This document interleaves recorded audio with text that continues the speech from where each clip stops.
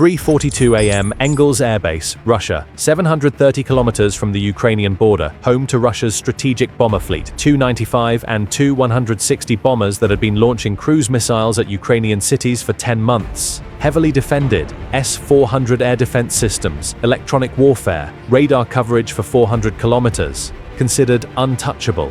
One Ukrainian drone changed everything.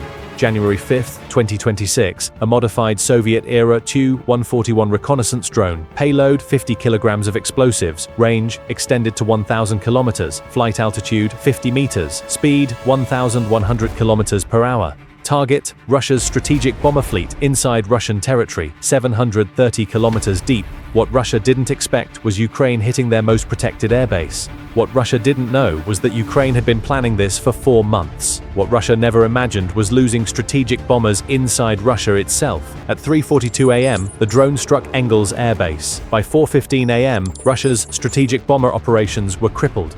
This is that story. 4 months earlier, January 2026, Ukrainian military intelligence, planning room in Kiev. The problem was simple. Russian Tu-95 bombers launching cruise missiles at Ukrainian cities, flying from Engels Airbase, deep inside Russia, untouchable by conventional means. Ukraine needed to send a message. You can't hide 730 kilometers away and bomb our cities. We'll reach you anywhere. The solution, Soviet-era Tu-141 Stritch reconnaissance drones, mothballed since 1989, designed for high-speed reconnaissance missions, range 1,000 kilometers, never used as weapons until now. Ukrainian engineers modified 6 drones, removed reconnaissance equipment, added explosive payload, enhanced fuel capacity, programmed GPS coordinates, Engels Airbase. The plan was audacious. Launch from western Ukraine, fly 730 kilometers into Russia, navigate around air defense zones, strike the bomber fleet on the ground. Success probability, 40%, but 40% was better than 0.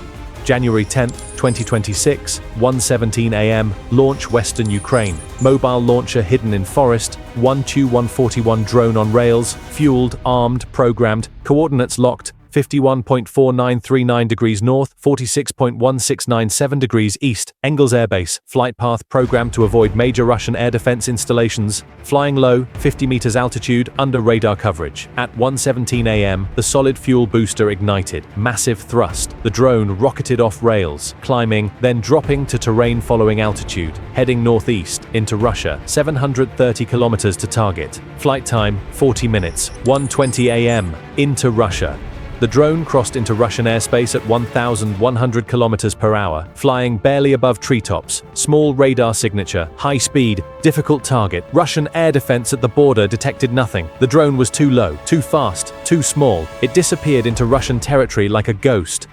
1:45 a.m., Russian air defense sleeps, Saratov Oblast, Russia. Multiple S-400 air defense batteries protecting the region, capable of detecting aircraft 400 kilometers away. They were designed to stop high-altitude bombers, cruise missiles, fighter jets, not a Soviet-era drone flying 50 meters above farmland at supersonic speed. The drone flew underneath their radar coverage, invisible, unstoppable. 2:30 a.m., approaching target 200 kilometers from Engels Airbase. The drone maintained course, GPS navigation, inertial guidance, no human pilot, no communications, completely autonomous. Russian forces at Engels had no warning, no alert, no incoming threat detected. Their strategic bombers sat on the tarmac, unprotected, unsuspecting. Two Tu-95 MS Bear bombers, each worth $50 million, each capable of carrying 8 cruise missiles, each responsible for attacks on Ukrainian cities, about to become targets themselves. 3:42 a.m.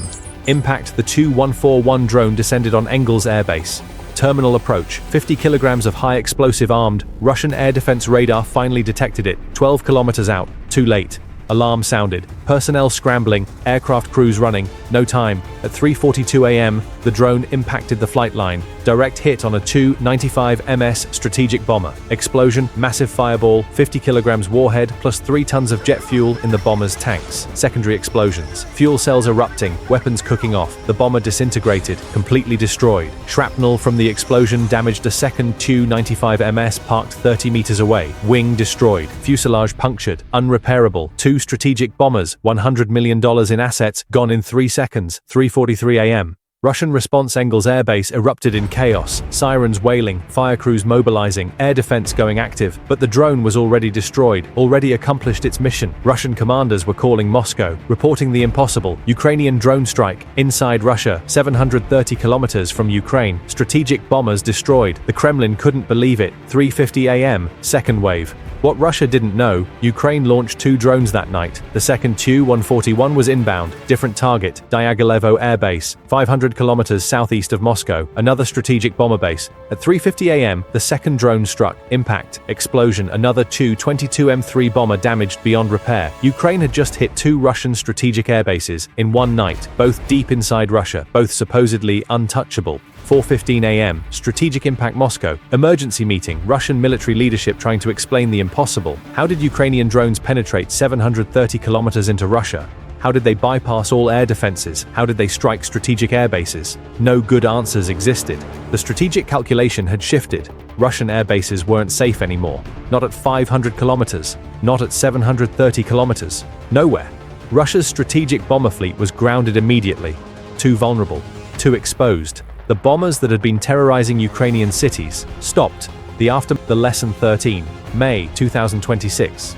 Ukraine proved that innovation beats sophistication, that asymmetric warfare works, that defending cities means taking the fight to the enemy. Russia had S-400 systems, electronic warfare, radar coverage, billions in air defense. Ukraine had a 40-year-old drone, modified by engineers, flown 730 kilometers, destroyed $100 million in assets. The unexpected works, the audacious succeeds, the impossible happens. Russia's strategic bombers launched cruise missiles at Ukrainian cities for 10 months, feeling invincible, feeling safe. One Ukrainian drone taught them, nowhere is safe. Nothing is untouchable. Every action has consequences. Engels Airbase, 730 kilometers deep in Russia, supposedly secure, until 3:42 a.m., December 5th, 2022, when Ukraine proved distance doesn't equal safety, when a modified Soviet drone became a strategic weapon, when Russia learned, don't bomb cities if you can't protect your own bases. 730 kilometers. 1 drone, 2 bombers destroyed. Russia never expected it. That's exactly why it worked.